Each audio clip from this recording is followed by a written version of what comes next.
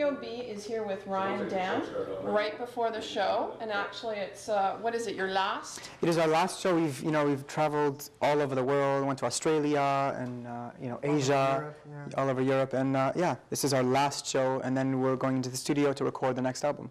Amazing. And do you have a title yet for the next one? We don't yet, but we're working on it. In the midst of figuring that out right now. Yeah. And do you have all the songs written for it already? We've recorded probably about 20 songs, and we'll end up recording another 10. Yeah. And we like to just really make sure that the album is amazing from the beginning to the end. So that's why we record. We'll probably end up putting 12 or 13 on the album. There are so many albums out there that you can get, and you enjoy 2 songs on the album. So it's very important that people enjoy every song. Yeah, that's great. That's one of your philosophies. Yeah. Yeah. And are you doing any covers as well, or is this all your original material? This is all going to be no covers by us. So. Oh, excellent. Wow. So what inspired this one? I think just the same as what inspires us to just write in general. Life. We never really sort of say, okay, we're going to sit down and write an album. We just write, and it just turns into an album. And that's how it's worked for us. Yeah. And were most of these songs written in London, or?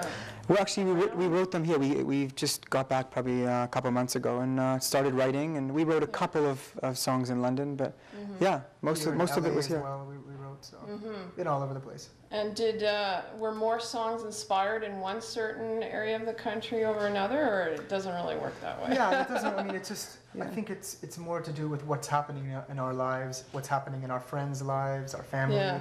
And those are the kind of things that we like to write about. We might hear something on the news that we would like to tackle a topic like that. So it just depends. So would you say that you're both living your dream? Absolutely. Yeah. I think it's important in general and we always say this, that it's important to enjoy every single day. And if you're not enjoying every single day, do something else. Yeah. And we love it. I mean, how many people get the chance to travel all over the world? We really don't even consider this work. Yeah. You know what I mean? Getting up on stage, traveling all over the place, being in the studio, meeting so many different kinds of people. Like this, even doing an interview. This is not work. Yeah, because it's all about, it's showing you that you've been very successful and that you're going in the right direction, which must be an amazing feeling, because I know you've been at this for quite a while. Yes. Absolutely. 12 years, I think. We'll probably never stop. Yeah. Continue to keep on going, yeah. So what do you think has been the best career decision you've ever made? Finding our management, who are in the room right now. Yes. Yes. How was that? That was a good answer, right? We'll have to get a shot of him. Oh, here he comes. There he is. Thanks, Rich. So what's one of the funniest things that's ever happened to you? The funniest thing? It should have been more, though, don't you think? I know, $20? Come on, Rich. I'm not sure. What's the funniest thing that's happened to us? We've had times on stage where I think I fell once on stage. Yeah. It wasn't funny. It's probably a little embarrassing. Yeah. But other than that, anything else? Yeah, I know people throw things on stage, so I don't know if you consider that funny, but women tend to teeth. What? Somebody threw their false teeth on stage. It was quite odd. Yeah, it was really crazy.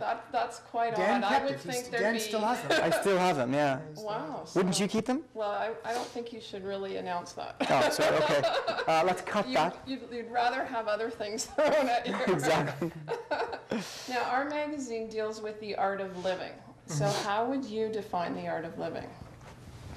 The art of living. I mean, to us, living is being happy. Is being happy and doing music. I mean, for us, and it's different.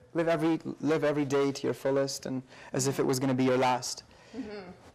Now, do you feel that your music is a tribute to your parents? Because I know your father is a cantor and an opera star as well, right? And it was actually because of your mother's illness, was it not, that you actually decided this is really the music we should be doing? Exactly. It's what we grew up. This is the kind of music that we grew up with. Yeah. And, our father, as you said, our father's an opera singer. Our older brother's an opera singer as well. So we grew up listening to them sing. Yeah. And we sort of started out getting into the pop genre of music and doing B44, right? Exactly. I mean, we used to listen to the Bee Gees and the Beach Boys and Boys to Men and that type of music.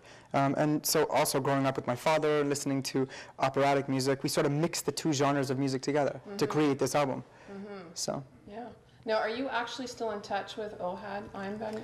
Yep, Yeah. speak to him. Absolutely. Yeah, he's in LA doing his thing right now, but we're still on good terms. We just, went different ways musically. So. Yeah, and you actually developed relationships with opera stars through your father, right? Like Mario Lanza and Luciano Pavarotti. Well, we never met. Oh, you never met? See, that's what I wanted to ask. Yeah, we never met them, but they were huge inspiration. Absolutely. To us. Yeah. Mario Lanza and Pavarotti, the late Pavarotti. Yeah.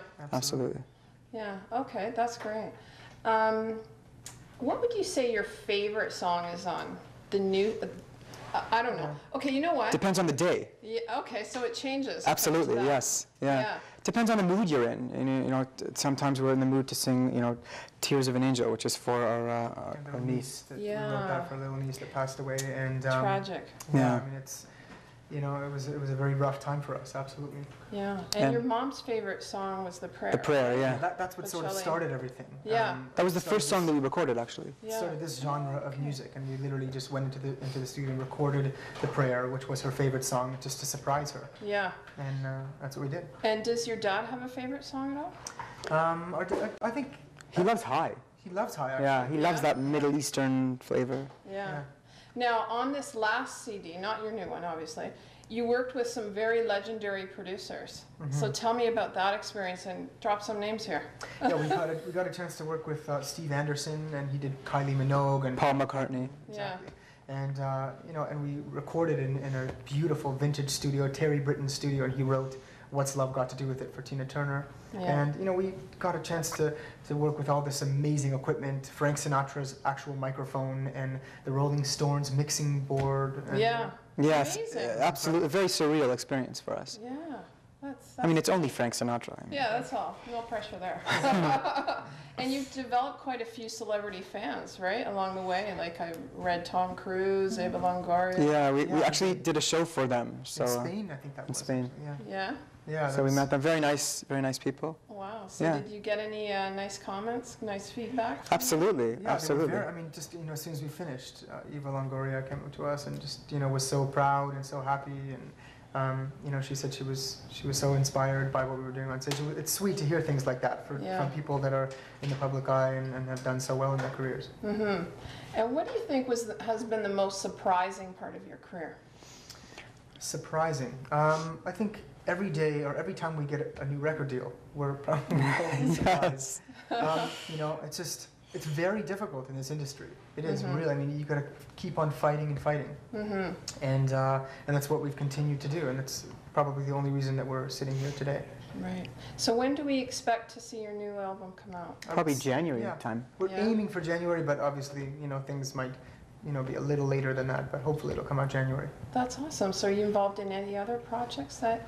Well, right now we're just writing right now for this album and trying to make it the best album that we have yet. And we like to write for other people as well. So there are other artists that are starting to look at some songs that we've written as well. So. That's great. Well, I know you have a packed house here tonight. There's standing room only at this point, I know. Yeah, that's great. And that's excellent. So I wish you continued success. Thank you very much. Great talking to you. Thank you very much. So much. Thank you. Very nice to meet you. Thank you. Let this be a prayer. Let this be a prayer. Just like every child. Just like every child needs to find a place. Guide us with your grace. Give us faith so we'll be saved.